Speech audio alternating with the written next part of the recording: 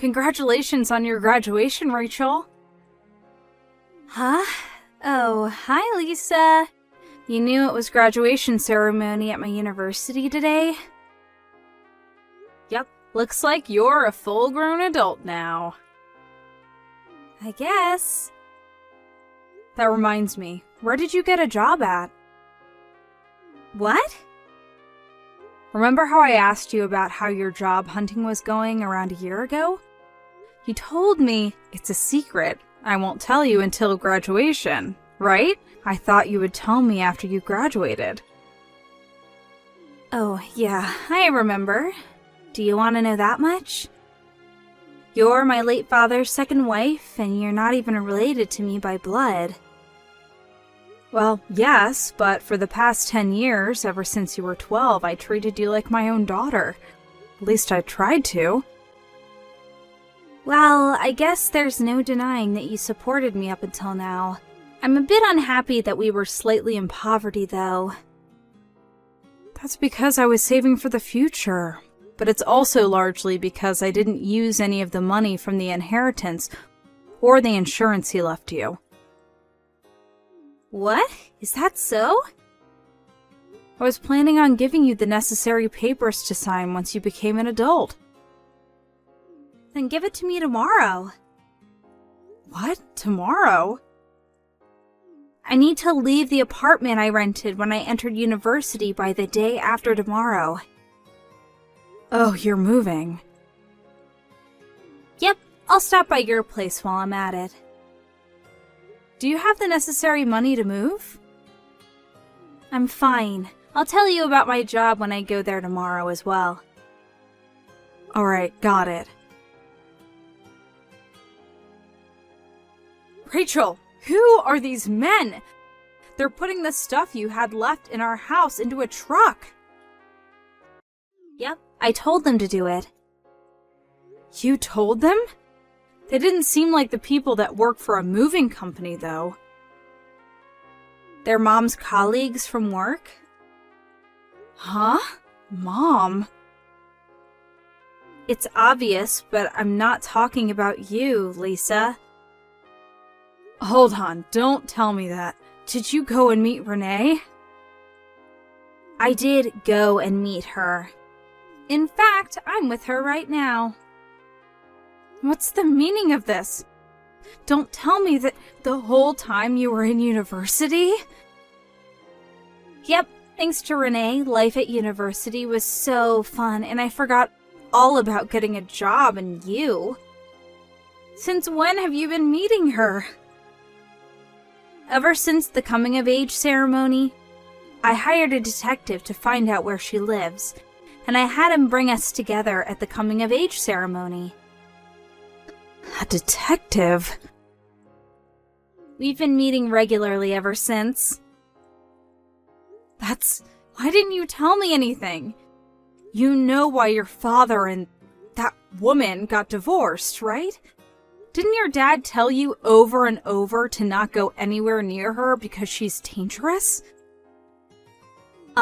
Lisa, I'm thankful, I guess, for you supporting me up until now, but that's just the obvious thing to do as my only guardian left after Dad died, right? But the only person I want to call mother is my actual mother, Renee. Rachel. I don't need you to provide me with any more money. I already got the papers I need to inherit Father's money. You're of no use to me anymore. Could you at least tell me where you're moving and where you're going to be working? Oh, that's right. I actually never got a job. What? So does that mean you're going to be graduating without a job? There's something I want to tell you. You see, it looks like my mother Renee is going to support me from now on, so I'm cutting ties with you. What? Renee is going to support you? I'm going to live with my real mother, who's now a celebrity. You're cutting ties? You see, my mom Renee married a really rich man and is now living a life as a celebrity. Apparently, his name is Jack Willis. Jack Willis? That's the name of the man that caused your parents' divorce. Apparently, but I'm not bothered by such things, so it's alright. I mean, he's rich after all. He's so rich that he told me I didn't need to get a job and that I could just relax all day. Isn't that great? What are you talking about? You're so nosy. He already bought me brand new bags and clothes and stuff. I saw with my own eyes that my mom was living a life of luxury. Renee doesn't have that much money, you know. Now you're just lying. Liar. Bye. Rachel!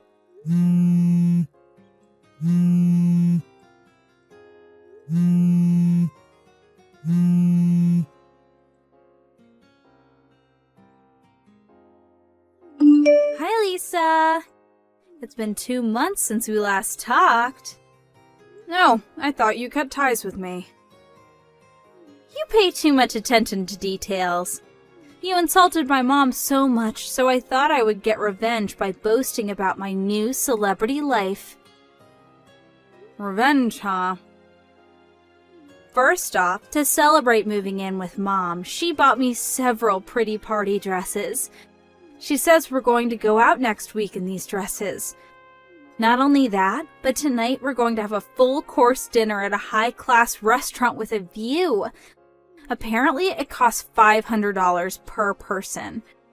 To think that I would be eating a single meal that costs 2 months of my food expenses during university. I'm such a celebrity. Is that so? But you shouldn't let your guard down, alright?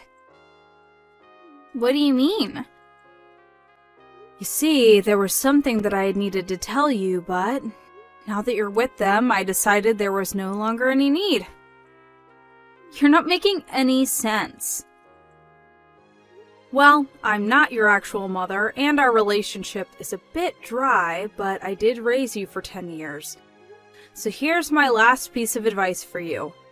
No matter what you do, don't give your father's inheritance to them. Huh? There's no way the kind of celebrity mother that's going to support me from now on is after my money. Don't get mad at me for no reason just because you're jealous that I'm living the life of a celebrity while you're still poor. Goodbye.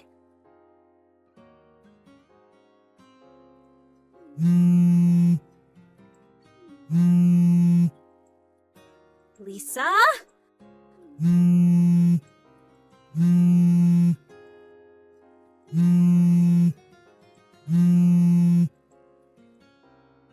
begging you, answer my calls. I seem to recall you telling me that you were cutting ties with me. We have bigger problems right now. The account with Dad's inheritance money is completely dry. What? But I never gave them the account details. Did Renee steal them or something? I told you to change the PIN and the sign when I gave you the account details, right? Oh yeah, I changed both of them the next day, but... Did you check the account balance after that? Yeah, I did. The money Renee said would be in the account was there. If that's the case, then there's no way I would have been able to withdraw the money. You understand that, right? Then why? Did you tell anyone the PIN? Mom told me that she wanted me to change it to her birthday to celebrate me moving in with her. That's it then, I guess. But Mom would never do such a thing.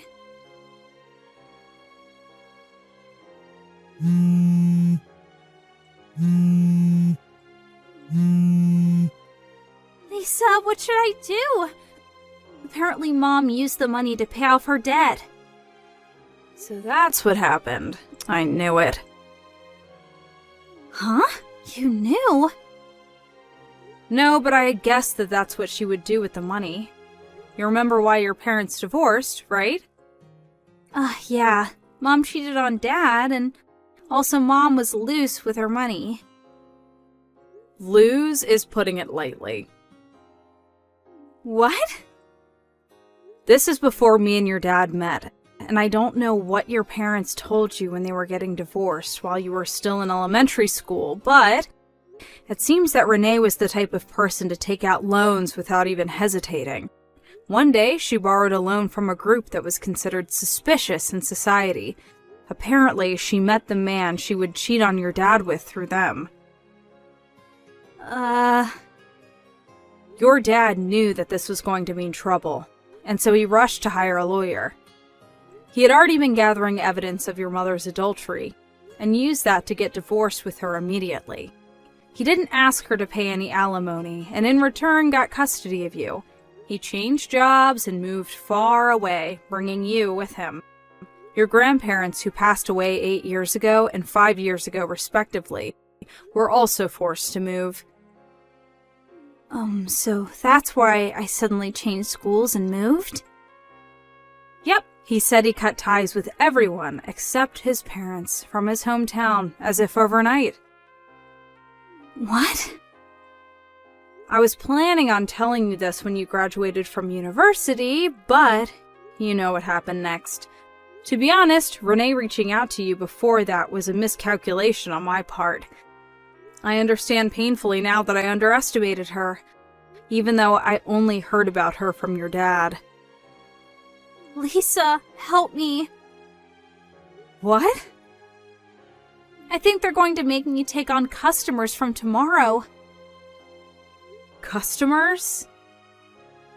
I overheard Renee and Jack talking to each other at night. It seems the party dress she bought for me last week was a uniform for work. Apparently, it's a hostess bar on the outside, but... I understand. Help me. I'm sorry, but I won't be able to directly help you right now. Why not? But we've known each other for 10 years. I was suddenly told that I needed to go on a business trip abroad. I'm currently in the United States. The U.S.? I'm probably going to live here permanently in the future. But you're the only person I can rely on, Lisa. Well, I'll give you one hint then. A hint? The fact that you can still text me means that you have a chance to escape. But I think it's going to be a race against time. What should I do? I'll tell Judith about the whole situation. Judith. Oh, your friend, right? The one who grew up on the island of Sakushima? Yep, that one. You know where she lives, right? Yep, the big house near the station, right? I always saw it on my way to high school, so I remember. Her husband is a lawyer, so ask him for advice. But I need money to get there. I'll tell Judith to pay for your taxi, so return it to her afterwards, alright? Got it. Lisa, thank you. I'm so glad you didn't get mad and cast me aside after what I said to you. But Rachel, I haven't forgotten what you said to me. I just know that this is my last act of kindness towards you. Lisa.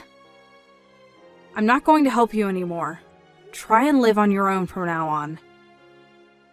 Okay, I'm sorry for what I said to you. Thank you for everything up until now. It seems that Rachel immediately hopped into a taxi after that and went to Judith's house. Her husband, the lawyer, was exceptionally skilled. Not only did he manage to get back all the money Renee stole from Rachel, but he also started an investigation of the illegal store Rachel was almost made to work at. Thanks to his efforts, Renee and her husband Jack are now behind bars. Apparently, they're guilty of countless other crimes as well, such as fraud and tax evasion, so they won't be able to get out of this for a while. Also, Judith occasionally tells me how Rachel's doing, but it seems that she found a job that came with housing all on her own and has moved there. My eyes teared up when she said that Rachel was doing her best and has become a humble person. It seems that Rachel is no longer the person who said all those heartless things to me and deeply regrets what she did. It seems that I can move on with my life, with no bitter feeling of contempt mixed with sadness, but with a feeling of joy and hope, knowing that Rachel went on the right path. Inspired by her change of character and her willingness to move on with life, I will also try to do my best in this newfound heaven of mine. Hey, you better have everything ready for the welcome party for the newcomers, especially that presentation. I'll dock your pay if you can't entertain me well enough. Don't forget the catering and the music, too. Hello, Simon. A welcome party? To be honest, I don't think I can do that right now. I have a lot on my plate at the moment. I also think we're not really in a good position to welcome anybody at the moment. What are you talking about? Ugh, you're always acting like you're so busy when you barely do anything at all. How can you call yourself part of our team? How dare you neglect your responsibilities? You're such a disgrace. Tuh. Well, I'm really busy. You should know how busy I am, since you're the one giving me most of my work.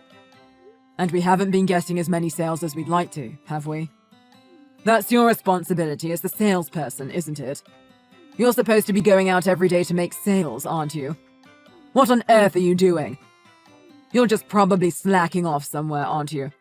What, are you sneaking around with some girl while you're on the clock? Of course not. I'm making sales in my own way. But if I'm the only one doing it, there's a limit to how much I can do. I can't do 5 things at the same time. So, in other words, it is your fault. It's your fault that work isn't going well. If you can't get the preparations for the welcome party done, that just means you don't know how to arrange your schedule properly. I'm sorry about that. I'm trying really hard to balance everything. But I'm also working during the time I'm supposed to have off. I don't mean to be rude, but you also don't really go out to make sales either, do you? You're always in your office. Does that mean you're doing well? Obviously. I don't even pay too much attention to my sales numbers. That just shows how many sales I'm making. After all, I can't do anything that would take work away from the younger people. You all are the ones who should be going out for sales. That's why I'm giving out orders from the sales office instead. I feel as though we should be trying to make as many sales as we can. The more sales we make, the better. It's not really about taking people's work. It's about working together as a company to meet goals regardless of your position. That's just my opinion, though. What? Are you trying to tell me how to do my job? Who's the boss here? No, I'm not. I'm just saying that we generally have low sales right now. I just think we could try and send more people out. It would be very difficult, impossible even, to meet our goals if it's just me going out. Maybe you just need to work harder. Or maybe you can work during your lunchtime. Now, there's a suggestion. Oh yeah, I wanted to tell you something. You shouldn't be taking days off without permission, you know. What? What do you mean? I didn't take any days off without permission. Are you telling me you saw the word weekend and actually thought it was the end of your week? What do you mean by that? We're supposed to get weekends off, aren't we? You must be joking! There's no way. This isn't a little high school part-time job. This is the real world. You think young people like you get to rest on weekends? During our busiest season? Stop messing with me. Weekends are there for you all to come to help your superiors, so of course you have to come to work. What? I've never heard that rule before. Did you all make that rule sometime this year? I'm the one who made the rule, clearly. There's a hierarchy if you didn't know. As my subordinate, your purpose in this company is to make my life easier. So you definitely can't be slacking off. Come on, you can do better than that. What? I'm supposed to come in on the weekends? I've worked 3 different office jobs since graduating college, and none of them were like that. Sorry to break it to you, but this isn't just an office job. This is serious business. So you should know that much. When you're lounging around on Sundays, nursing a hangover or whatever it is you do, your superiors are still working. I thought it was because we all have different shifts. That's how it is anywhere else. Stop making all these excuses. That's why we can't make any sales. The more time you waste, the less sales we make. It's obvious. I'm really not so sure about this. You're working overtime today anyways, aren't you? I'll give you until tomorrow. So you better have those party preparations and the presentation ready in the morning. I'll be waiting. Huh? Tomorrow morning? I'm not sure if I can do that, if I'm being honest. It's already almost 5 p.m. You had all the time in the world to do it before. You were just loafing around. Plus, 5 p.m. is still early. It's plenty of time if you ask me. I still have so much other work to do. Could you at least get someone to help me with the party, please? Help you? Everyone's too busy with their own work. This was your responsibility. But anyways, this is more important. Some of the new employees coming in for the welcome party are women. You want to show them our good side, don't you? We need to impress them to make sure they want to stay in our company. Well, I'm not really thinking about things like that. If that presentation isn't good, those women will have a bad impression of me. I know you can do it. I'm not sure if that matters. Of course it matters. First impressions are everything, especially when it comes to women. You do well to remember that. Anyways, we're all going out for drinks after that, so I'll be counting on you for that prep too. We need a good restaurant. Make sure it isn't cheap. You're going out for drinks. Okay, fine. I'll think about it for tomorrow.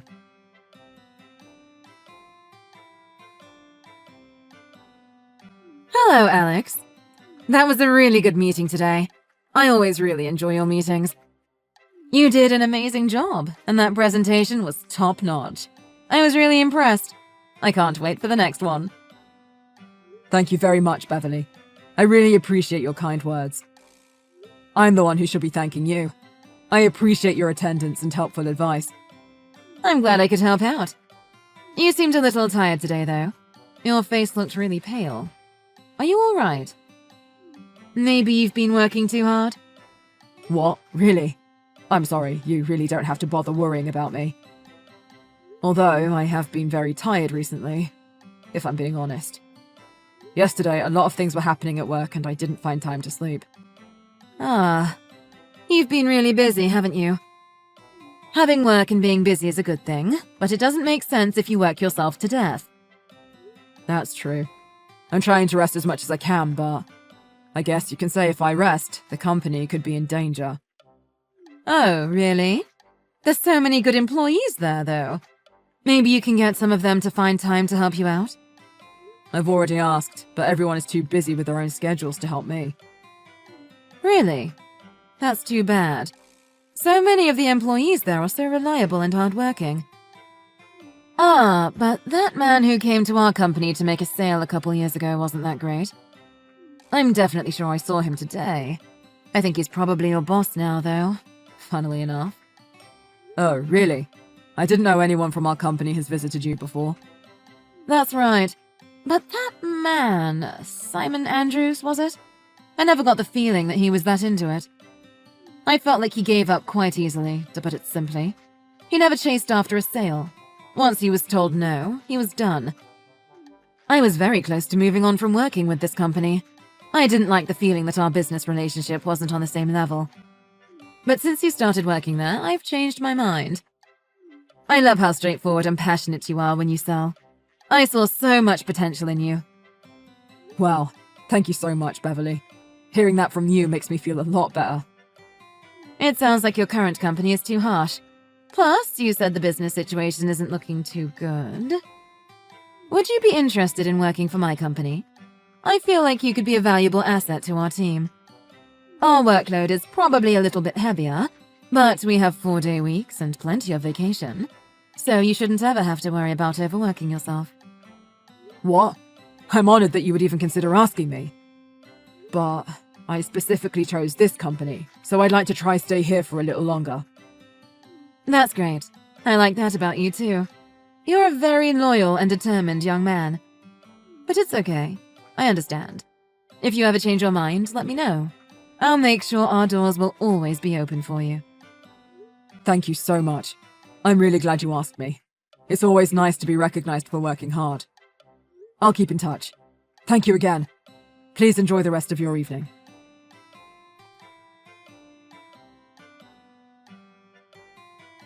Hey, slacker. Did you have fun relaxing and forgetting about your responsibilities? I hope you're looking forward to coming in this morning. I sure am. Simon, I don't understand what seems to be the problem. I wasn't slacking off. I had to go to the hospital for a stomach ulcer. I told you multiple times. I'm coming back today, so I will see you later. I'm sorry for causing any trouble. That's all you do. This company doesn't need someone like you. This is the first time I've ever met someone who causes this much trouble. But I left a little gift on your desk celebrating your return. What do you mean? You've been going on and on about how you're in the hospital for a stomach ulcer, so I got a funeral candle for you and left it on your desk. You've been out for 3 whole days, so I've decided to fire you. Come get your candle and get out. What? Are you being serious? With all due respect, did you expect me to work in my condition? Of course I'm serious. I wouldn't joke about something like this. Besides, any man should be able to handle a little ulcer. If you absolutely had to stay in the hospital, you could have at least done remote work on your laptop. You've been so irresponsible. I've had it with you. I expect to see your letter of resignation on my desk before lunch and that candle and the rest of your stuff out of my sight by the end of the day.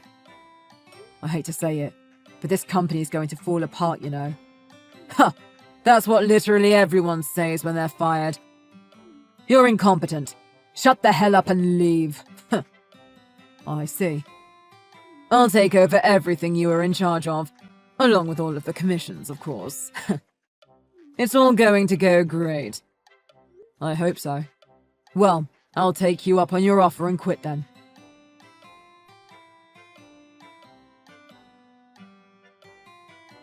Alex, what are you trying to pull? Ever since you left, this place has been falling to pieces. This is all your fault. My fault? What are you talking about? I'm pretty sure I told you very clearly things were going to fall apart if I left. But you clearly didn't believe me and foolishly thought you could turn this company around on your own. I didn't think you were serious. You should have told me sooner. I've made a terrible mistake. I take everything back. You have to come back and fix this mess. I didn't find it necessary to go into details. After all, you were deliberately trying to take credit for my work and steal my commissions.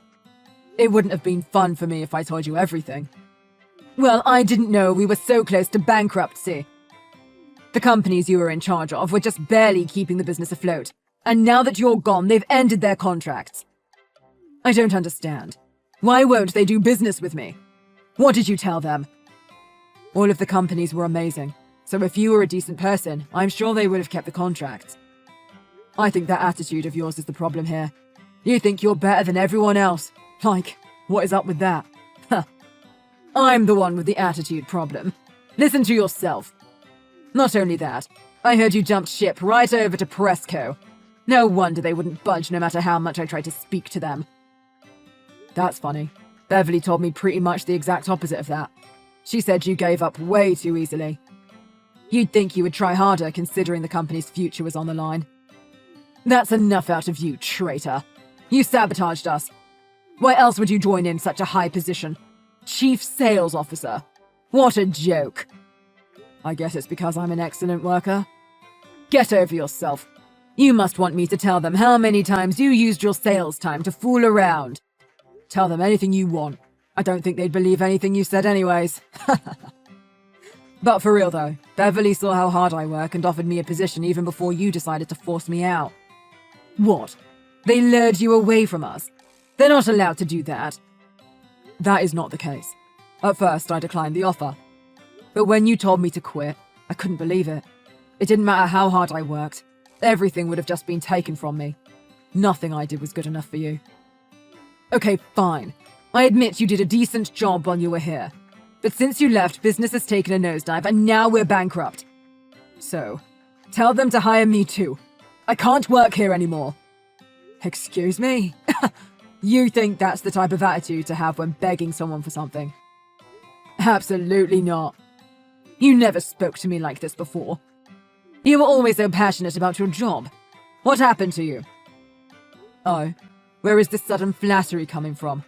My passion for sales hasn't changed, but in terms of work, I don't want to be involved with you anymore.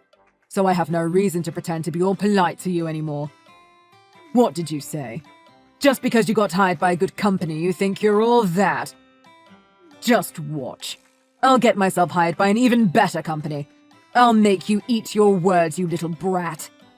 Really? I'd love to see you try. I don't think you have a chance with any of the companies in this area, though. What's that supposed to mean? Well, Simon, you're becoming quite famous around these parts. In a bad way, though. What? What are you talking about? I haven't done anything wrong. It's a good thing the company was going bankrupt anyway, or I imagine the lawsuits would have done them in. You tried to force yourself onto one of the new women after happy hour, didn't you? Another employee got everything on video, and she said she was going to file a report to the police. What? What the hell? I was drunk, and just tried to have some fun with the ladies, but I didn't touch them. I didn't mean any harm. If you think anyone's going to believe those lame excuses, you're sadly mistaken. It's pretty gross to touch another person's body without consent, much less one of your subordinates. I can't believe you've stooped to such a low level. I knew you were a lazy blowhard, but I didn't think you were a sexual predator as well. It's painfully embarrassing to know that someone like you is my boss. Hold on a second. I was just trying to be friendly. After we went bankrupt, a lot of people quit. I was trying to form business connections so we could keep in touch. Saying that I forced myself on them is blowing things out of proportion. It was just a friendly conversation. I always noticed you were looking at some of the women strangely, and you said some weird stuff. But now that you've actually put your filthy hands on them, you're done for. I said that's not what happened. The video footage we have as evidence speaks for itself. The only thing you might be left with is a criminal record, but those ladies will always have those emotional scars you gave them. I hope you never forget that. Wait, don't call me a criminal. It's not like I killed anybody or anything. But you are a criminal. I always thought you were a malicious person, but now I realize my hunch was correct. You are just my old scumbag boss who has no morals. I really hope you get what's coming to you, you sick pervert.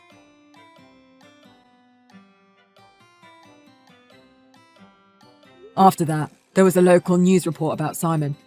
And just as I said, he became famous for all the wrong reasons.